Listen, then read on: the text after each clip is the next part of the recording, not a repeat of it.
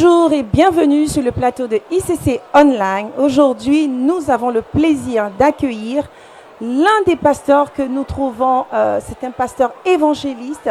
Je ne vous dirai pas le nom et je vais vous demander d'acclamer déjà car nous allons recevoir pasteur Serge Sogognon.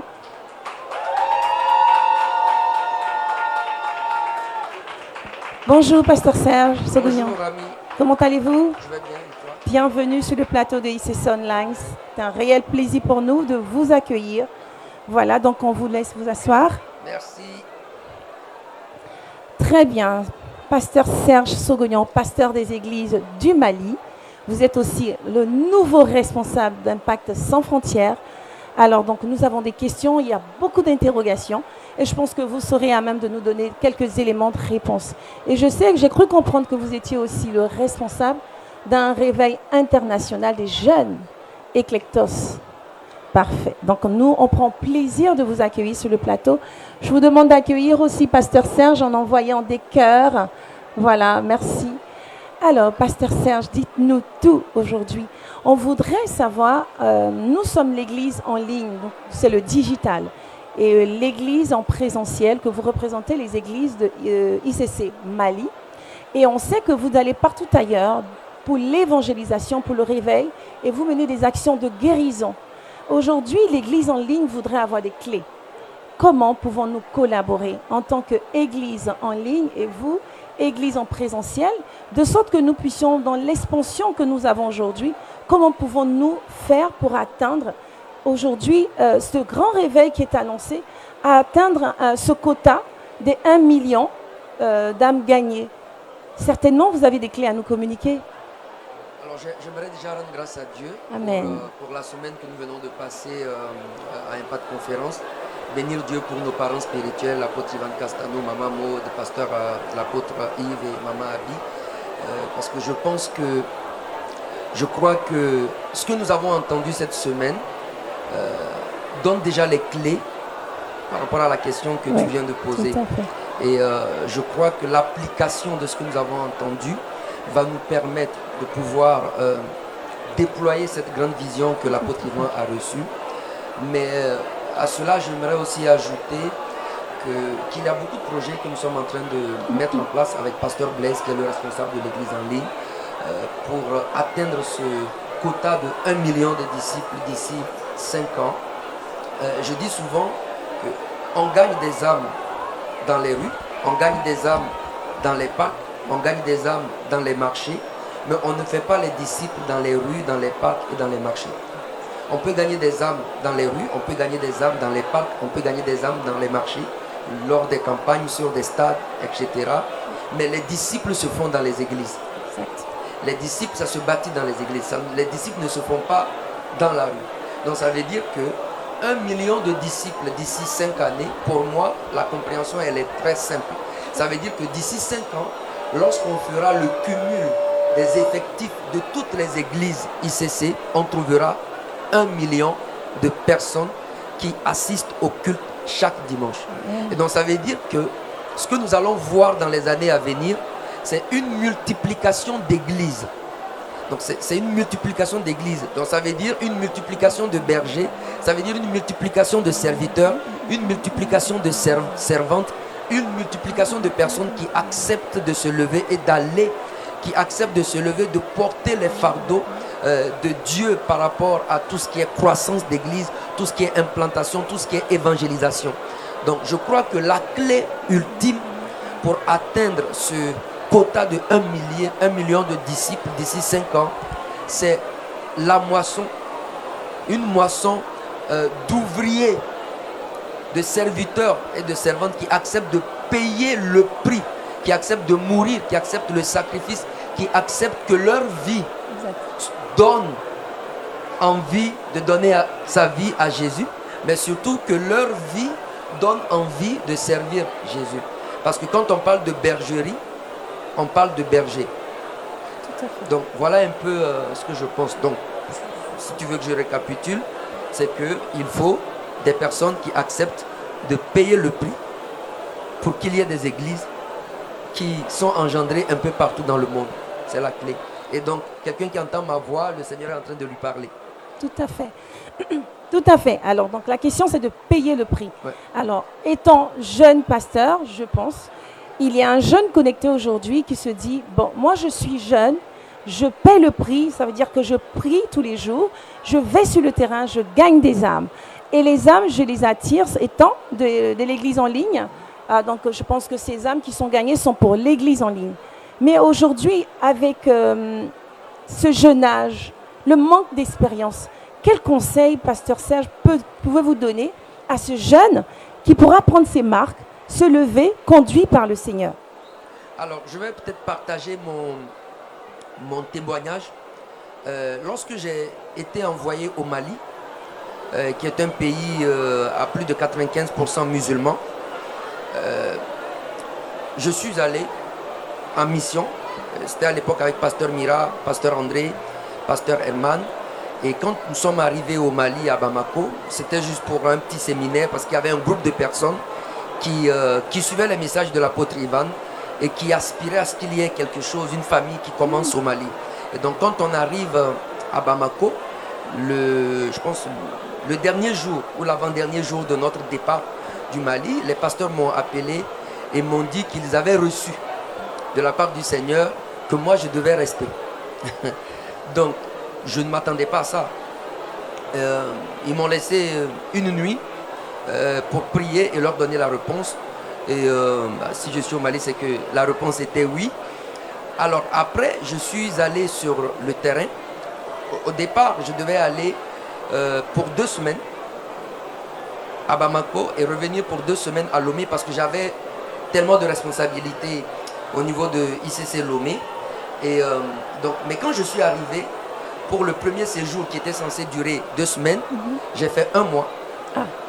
Le deuxième séjour qui était censé durer 2 semaines, j'ai fait 6 mois. Le troisième séjour qui était censé durer 2 semaines, j'ai fait 1 année. Et donc après, je ne suis plus parti. Donc, mais quand j'allais à Bamako, j'avais personne qui me disait explicitement quoi faire. Ce qui m'a aidé, c'est le service que j'ai eu à faire quand j'étais star à ICC Lomé. Et je tiens à dire qu'on a tellement de ressources à ICC, on a tellement de formation, on a tellement de grâce qu'en réalité, tu ne peux pas échouer. Si tu payes le prix que tu es censé payer, tu ne peux pas échouer. Amen. Donc quand je suis parti, je n'ai fait qu'appliquer ce que j'ai vu mes pasteurs faire, ce que j'ai vu mes pères faire, je n'ai fait qu'appliquer. Et on a commencé à avoir des résultats au point où d'autres pasteurs qui étaient sur le territoire depuis des années n'arrivaient pas à voir. Mais moi, en fait, ce n'est pas ma personne. Je n'ai fait que couler sous la grâce qui repose sur la maison, sans même me rendre compte. Je ne faisais qu'appliquer. Et les autres étaient étonnés dans le corps de Christ là-bas, les gens étaient étonnés. Alors que moi, je ne faisais rien d'extraordinaire. Je ne faisais qu'appliquer nos valeurs à ICC, les enseignements de ICC, les normes de ICC, la parole reçue à ICC, toute la formation que j'ai reçue à ICC. Donc je tiens à dire à une personne, si tu es vraiment de la maison, si tu es vraiment de ICC, si tu as écouté les enseignements de ICC, si tu as suivi les formations de ICC, si tu as bu toute la parole, tu ne peux pas échouer. Amen. Tu ne peux pas échouer. Il faut juste appliquer. Alors, je crois que c'est l'occasion réelle, parce que là, on sort justement d'une conférence où nous avons de la nourriture solide, voilà, qui va nous pousser à aller en retranchement, si je puis dire, voilà, aller boire la parole, se nourrir comme il faut. Alors, je me nourris, comme vous l'avez dit, je m'abandonne, parce que c'est un abandon. Je vais avec le cœur. Mais ce qui prime, c'est le service. Parce que quelque part, il y avait une base qui vous a aidé, ce qui a permis qu'au Mali, vous soyez capable de pouvoir lever le flambeau qui est celui du Saint-Esprit. Donc, on rend grâce à Dieu, mais la question qu'on se pose aujourd'hui, vous êtes un évangéliste, vous avez le cœur, homme de foi, homme de puissance, mais quelle intimité avez-vous réellement avec le Saint-Esprit? Cela peut aider un internaute qui se dit, très bien, je me nourris, j'ai le cœur, je vais m'abandonner, je sers, mais il y a quelque chose derrière. Qu'est-ce que vous pouvez nous dire par rapport à ça? Alors, bonne question. Sans prétention aucune, vraiment en toute humilité, je vais essayer de répondre vraiment en toute sincérité aussi. En fait, moi, si je peux le dire ainsi, mon secret, c'est que j'essaye et je fais l'effort de ressembler à mon père spirituel, l'apôtre Ivan. Amen. Je suis jamais tombé quand on prie, quand on prie. Moi, je suis jamais tombé. Amen. Jamais. Et les choses se passent. Le Seigneur fait des choses à travers moi, à travers ma modeste personne. Mais je crois que c'est le manteau apostolique sous lequel je sers. Et qu'est-ce que je fais? En fait, tout ce que je vois l'apôtre Ivan faire, j'essaye de reproduire. Je sais qu'il est adorateur. Dès mes premières années à ICC, je me suis appliqué, tant techniquement que spirituellement, à pouvoir moi-même conduire des temps d'adoration. Amen. Je ne suis pas chanteur à la base, mais je crois que quand je prends le micro, quand je suis seul chez moi à la maison ou dans des temps de prière, en fait, je ne fais que reproduire le modèle que Dieu m'a donné. Et moi, mon modèle, c'est l'apôtre Ivan. Et j'ai appliqué et ça marche. Amen. Je me rappelle au début, toujours maintenant, je le fais toujours, mais je ne faisais qu'écouter les enseignements de l'apôtre Ivan, tout ce qu'il dit, j'applique. Ce cœur-là de chercher le Seigneur, de pouvoir passer des journées entières cherchant le Seigneur, en fait, je l'ai reçu de l'apôtre Ivan. Parce que je le vois dire des choses, enseigner des choses, je vois ce qu'il porte comme fruit. Je me suis mis à appliquer et j'ai vu les résultats. Donc le secret, véritablement, je pense que il faut avoir un bon modèle. Il faut suivre quelqu'un qui va quelque part où tu as envie d'aller. Parce que tu ne peux jamais aller à Marseille. Oui. Si tu prends la voie opposée de Marseille, tu ne vas jamais arriver à Marseille. Tu ne peux pas. Donc, moi, je suis ce que l'apôtre fait, je suis les enseignements et je reproduis. Amen. Et je peux attester et témoigner que la parole de Dieu est vraie. Amen. La parole de Dieu est vraie. Amen. Bravo. En tout cas, on rend grâce parce que justement, ça pourra nous servir. On s'interroge, parfois on se dit, mais comment font ces hommes de Dieu proches de l'apôtre Ivan pour atteindre en fait ces résultats? Gagner les âmes, implanter des églises, aller partout ailleurs dans le monde, apporter la bonne nouvelle et guérir.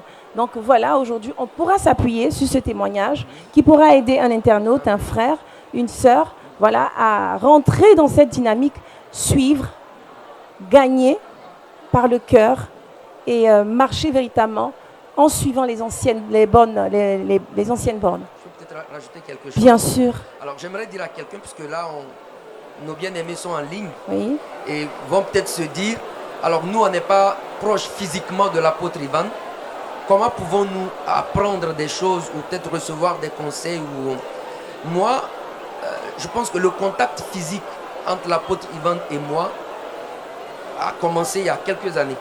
Amen. Je suis à ICC il y a plus de 10 ans, mais il n'y avait jamais eu de contact. Et pourtant, il était mon père spirituel dès le début, et je le voyais comme tel. Même sans contact physique, même quand je suis allé au Mali au début, il n'y avait pas de contact, il n'y avait pas de contact. Mais il était mon père, et donc je l'écoutais et je le suivais à travers ses enseignements, à travers ses livres, à travers ses instructions, à travers aussi mes aînés pasteurs qui eux étaient proches et qui étaient déjà des modèles aussi. Donc peu importe où tu te trouves, peu importe où tu es, si l'apôtre Ivan est ton père spirituel, tu n'as pas besoin d'un contact physique établi. C'est l'esprit. Pour recevoir la grâce qu'il y a sur sa vie. Tu as juste besoin que ces paroles demeurent en toi. Pour que les fruits de ces paroles-là soient produits. Parce que la Bible dit, si mes paroles demeurent en vous, elles porteront des fruits. Donc si les paroles de l'apôtre Ivan demeurent en nous, nous porterons les fruits que lui il porte. Parce que lui, c'est les paroles de l'apôtre Ivan. Ce qu'il faut savoir, c'est que les paroles qui sortent de lui viennent de son cœur. Parce que la Bible dit que c'est de l'abondance du cœur que la bouche parle. Donc ça veut dire que les paroles qui sortent de nos pères leur viennent du cœur qu'ils ont. Et ce cœur leur a été donné par Dieu. Amen. Donc ça veut dire qu'en réalité, si ces paroles-là demeurent en nous, en fait, ce sont des paroles qui viennent de Dieu, qui Amen. passent par le cœur que Dieu leur a donné et qui sortent par leur bouche, que nous on prend et qu'on dépose dans nos cœurs et qui font de nous le fruit de ces Amen. paroles. Amen. Amen. On peut acclamer le Seigneur pour ces paroles. C'est puissant, je trouve. Et je pense que vous avez certainement des questions à poser. Alors, je vous laisse poser une question. Alors, bonjour pasteur. Bonjour. Nous avons une question, il y a une question. En fait, comme vous l'avez dit au début, vous êtes passé le pasteur des églises ici au Mali à responsable d'ISF, ce qui est un élargissement de votre champ d'action. Et donc, notre question en fait est de savoir comment appréhendez-vous cette nouvelle mission et quelles leçons peuvent être appliquées par un jeune qui veut se déployer. Alors, bonne question, merci, que le Seigneur te bénisse. Moi, je pense que je suis la preuve que tout est possible. Amen. Moi, je suis la preuve que tout est possible. Amen. Parce que dans quel calcul normal le pasteur de l'église locale de ICC Bamako devient le responsable de Impact Sans Frontières? Franchement, donc tout est possible. Amen. Parfois, je me réveille encore aujourd'hui et je me demande, est-ce que c'est vraiment vrai? Est-ce que c'est vraiment vrai? Parce que c'est tellement vaste, c'est tellement... voilà, la responsabilité, elle est grande, la charge, elle est grande. Et j'ai passé les 4 premiers mois de ma prise de fonction à prier, à ne faire que prier. Même pas de réunion je faisais pas de réunion. Et donc les équipes à ICC étaient inquiètes. Elles se demandaient qu'est-ce qui se passe. Elles se demandaient, le gars il dit rien, il fait rien. Moi j'avais des problèmes. moi je me disais, si Dieu a parlé à mon père pour m'établir sur cette grande institution que ISF est, il y a certainement quelque chose que Dieu veut faire. Et donc, tant que je n'ai pas reçu, tant que je n'ai pas capté, tant que je n'ai pas compris, ne serait-ce qu'un minimum, ce que Dieu veut faire, je ne fais rien. Et je n'avais pas peur de ce que les gens allaient dire, de ce que les gens allaient penser. Ma seule focalisation, c'était 2 personnes, Dieu et l'apôtre Ivan. Amen. Que le cœur de Dieu, le Père Céleste, soit satisfait et que le cœur de mon Père spirituel soit satisfait. Et donc, il me fallait prier. Et donc, j'ai passé les premiers mois, plusieurs mois, pratiquement 5 mois même. Je ne faisais que prier, prier, prier, soupirer, supplier, etc. Et Dieu a fait grâce. Amen. Et j'ai reçu la vision qui est la continuité de ce que le pasteur André a eu à faire par la grâce de Dieu. Ouais. Et aujourd'hui, je vois plus clairement ce que Dieu veut faire à ISF. Et donc, dès que j'ai capté, j'ai commencé à écrire. J'en ai parlé à l'apôtre Ivan, qui m'a dit avance.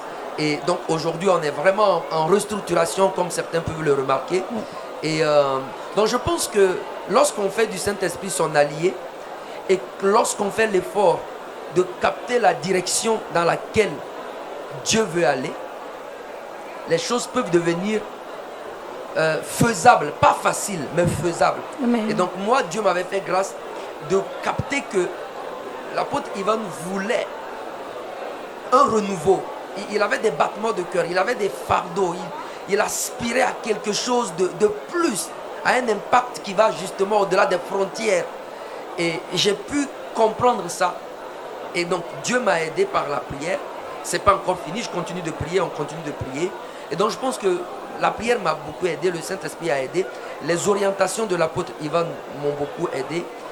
Ses instructions m'ont également beaucoup aidé. Amen. Et aujourd'hui, je compte vraiment sur la grâce de Dieu, sur le manteau des pères, sur la prière de supplication pour pouvoir accomplir ce que le Seigneur veut accomplir dans cette nouvelle saison au niveau de Impact Sans Frontières.